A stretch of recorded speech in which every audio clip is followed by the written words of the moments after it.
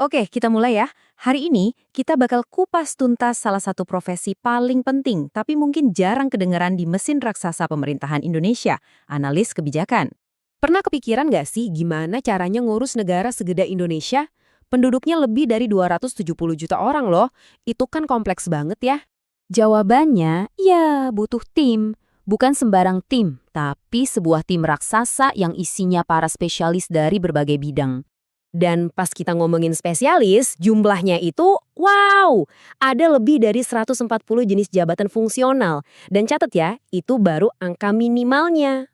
Nih biar kebayang ada profesi kayak analis kebakaran, diplomat, sama apoteker, itu mungkin biasa ya. Tapi ada juga yang spesifik banget, kayak inspektur tambang, terus analis pasar hasil perikanan, bahkan sampai arsiparis.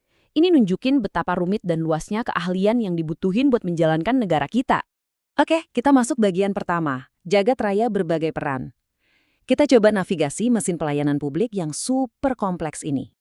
Oke, jadi pertanyaannya sekarang, dengan segitu banyaknya ahli di bidangnya masing-masing, terus siapa dong yang tugasnya nerjemahin semua info teknis itu buat para pemimpin? Siapa yang bantu mereka biar bisa ambil keputusan yang benar-benar didasari bukti? Nah, disinilah pahlawan kita masuk. Selamat datang di bagian kedua, kita bakal sorot tuntas soal analis kebijakan. Mereka ini ibaratnya para pemecah masalah profesionalnya pemerintah. Lihat deh slide ini keren banget. Di kiri itu dasar hukumnya, peraturan resminya. Jadi peran ini tuh bukan asal ada. Terus di kanan itu dijabarin kompetensi apa aja yang harus mereka punya. Jadi jelas banget ini tuh profesi yang serius. Jadi apa sih yang bikin seorang analis kebijakan itu jago? Intinya ada dua pilar utama. Pertama, keterampilan analisis. Ini soal kemampuan teknis, ngolah data, riset mendalam. Ini soal apa masalahnya. Tapi itu aja nggak cukup. Pilar kedua adalah keterampilan politis. Gimana cara ngomong, bangun jaringan, biar hasil analisisnya itu didengar dan beneran dipakai. Ini soal bagaimana analisis itu bisa jadi aksi nyata. Dan kalau kita lihat langsung di peraturannya, tugas pokoknya itu lugas banget. Melaksanakan kajian dan analisis kebijakan. Titik. Itu inti dari pekerjaan mereka. Oke, kita udah kenal orangnya. Sekarang, senjata utama mereka apa sih? Gimana caranya riset yang jelimet bisa jadi saran yang gampang dimengerti?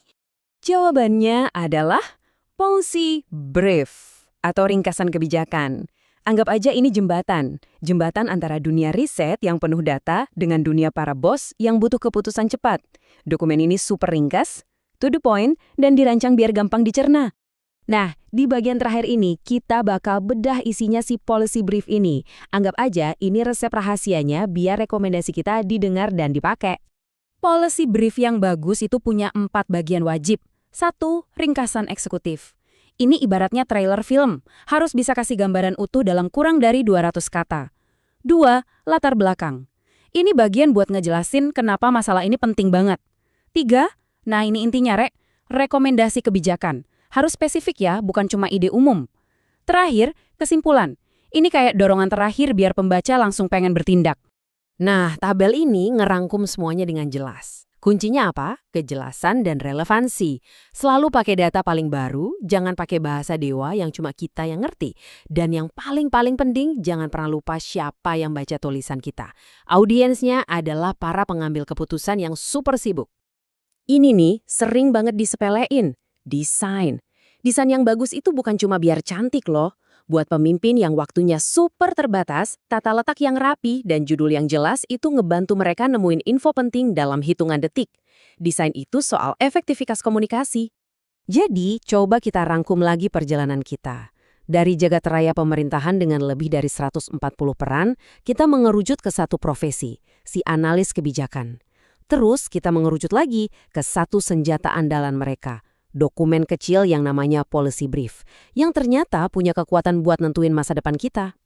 Oke, sebelum kita tutup, sekarang giliran Anda. Coba bayangin sejenak.